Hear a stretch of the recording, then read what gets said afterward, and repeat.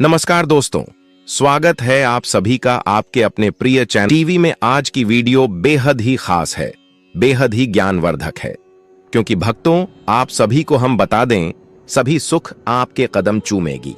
यदि आप यह एक छोटी और खास चीज चुपचाप गाय को खिला देते हैं तो तत्काल गरीबी आपके जीवन से खत्म हो जाएगी, योग से राजा बन जाता है और 33 कोटि देवी देवताओं को धारण करने वाली गौ माता की असीम कृपा व्यक्ति पर आजीवन बसती है।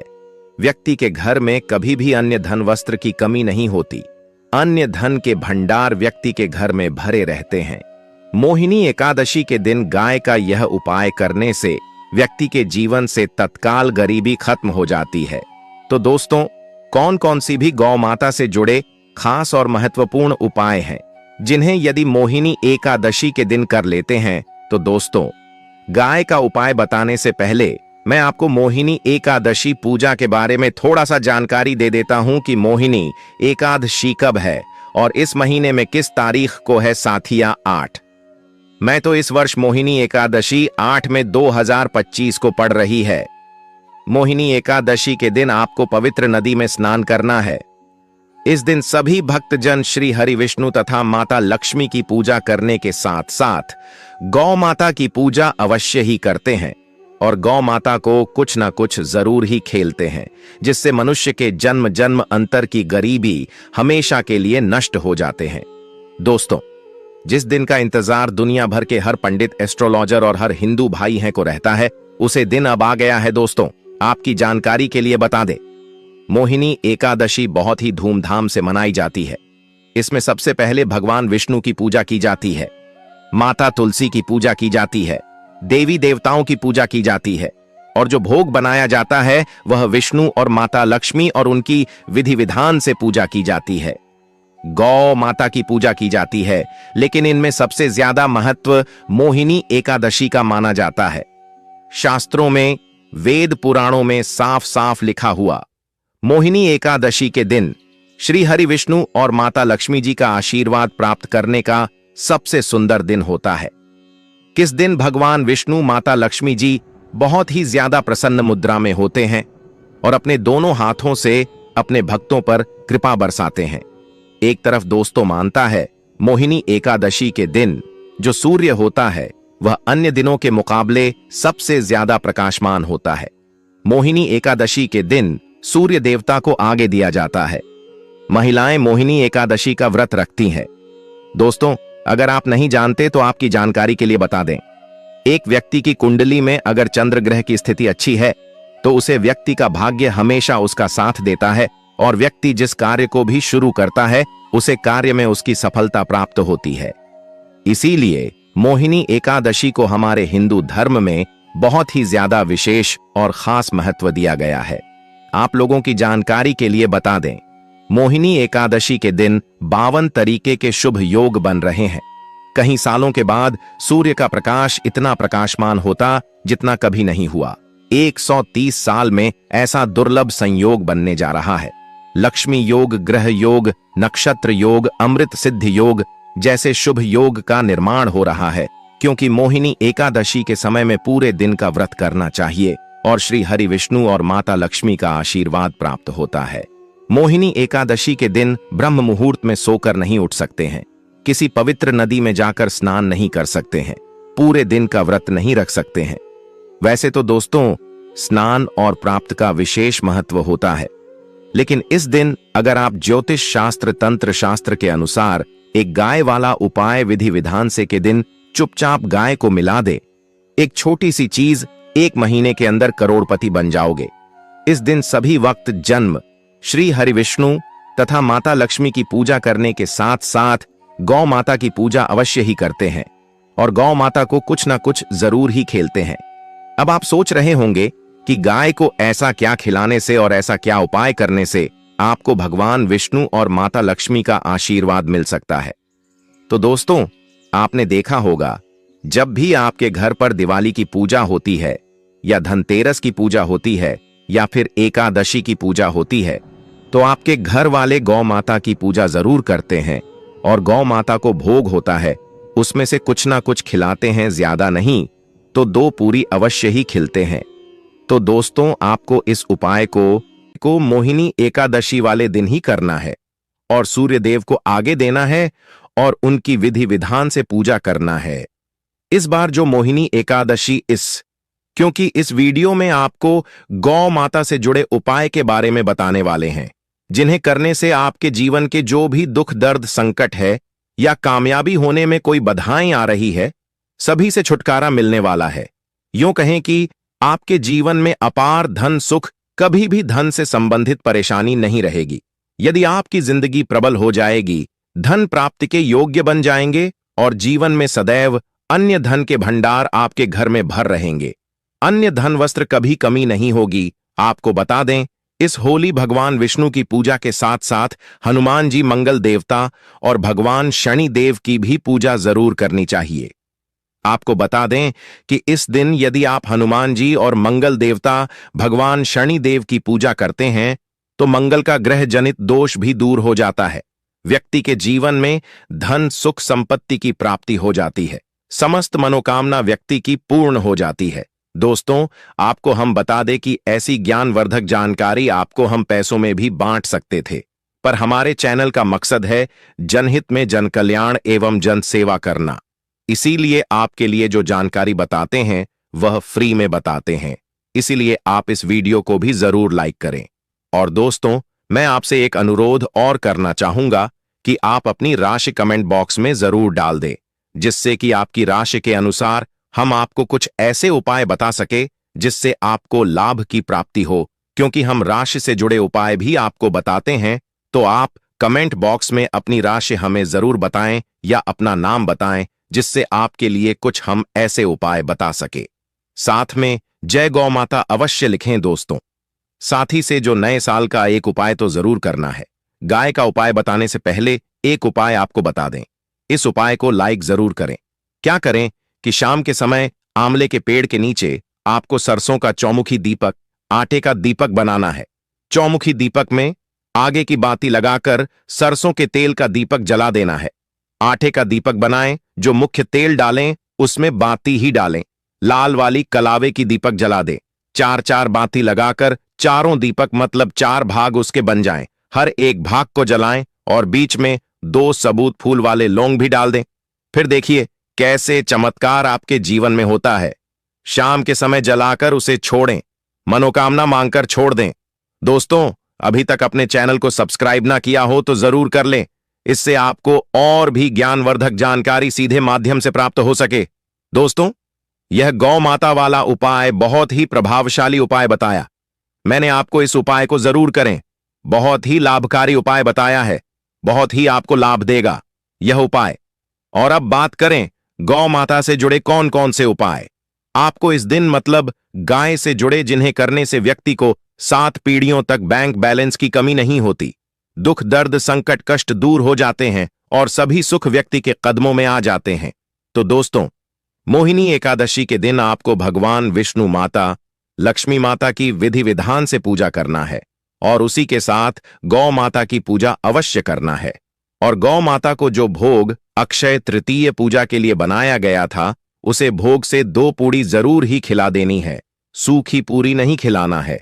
पूड़ी के ऊपर आप मिठाई या कोई सब्जियां, हलवा जो भी बनाया है वह आपको गौ माता को जरूर ही खिलाना है। दोस्तों हर एक और मांगलिक काम में गौ माता या उनसे जुड़ी चीज जैसे गाय का गोबर, गोमूत्र, गाय का दूध अथवा गाय के दूध से बना घी जरूर शामिल करें। इससे आपको पुण्य भाव की प्राप्ति होगी।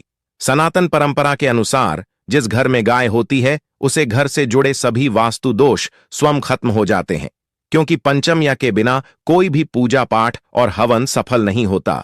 दोस्तों महीने में एक बार हो सके तो परिवार सहित एक बार गौशाला जाने का नियम जरूर बनाएं और हो सके तो गायों को हरा चारा जरूर खिलाएं, जिससे सभी वास्तु दोस्त शांत हो जाते हैं।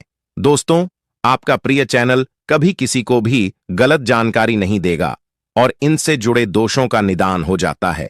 गर्मियों में गौ माता को पानी पिलाएं और सर्दी में गौ माता को गुड़ जरूर खिलाएं। ध्यान रखें कि मोहिनी एकादशी वाले दिन गौ माता को गुड़ जरूर ही खिलाना है। गर्मियों में गाय को गोदना खिलाए। अनेक देवी देवताओं को अपने शरीर पर धारण करने वाली गौ माता से जुड़े कई शुभ और अशुभ संकेत भी होते हैं। मतलब गाय का दूध दौड़ते समय यदि गाय ठोकर मार दें और सारा दूध बिखर जाए तो अपशगुन होता है। यदि कोई यात्रा पर निकल रहा हो और गाय अपने बछड़े को दूध पिलाती सामने आ जाए तो निश्चित रूप से कि यात्रा के लिए आप निकले हैं, वह यात्रा आपकी जरूर ही सफल होगी और वह जिसके लिए आप निकले हैं वह जरूर ही पूर्ण यात्रा पर जाते समय गाय की आवाज आना और रात्रि में गाय की हुंकार करना भी शुभ होता है। दोस्तों, साथ ही साथ गाय के साथ आप भूल कर भी यह काम ना करें, अन्यथा मिलता है।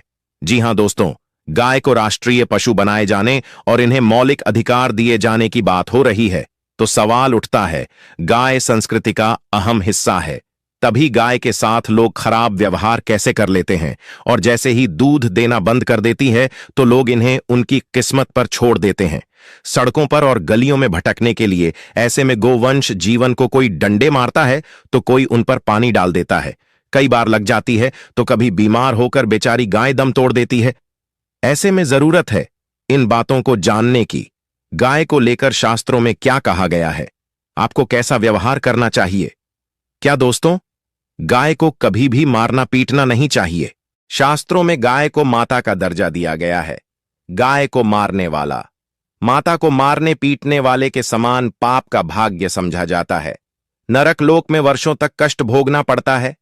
अगले जन्म पशु योनि में मिलता है कि गौतम मुनि ने गलती से गाय को डंडा मार दिया था, जिस गाय की मृत्यु हो गई थी, और इस पाप से मुक्ति के लिए इन्हें वर्षों तक तपस्या करनी पड़ी। इसलिए यह मोहिनी एकादशी भगवान श्री कृष्ण जी ने बैल स्वरूप में आए वृद्ध आश्रम का वध कर दिया था, जिससे मुक्ति के लिए भगवान श्री कृष्ण को संपूर्ण तीर्थ को एक कुंड में बुलाना पड़ा और इस कुंड में स्नान से वह पाप मुक्त हो गए थे।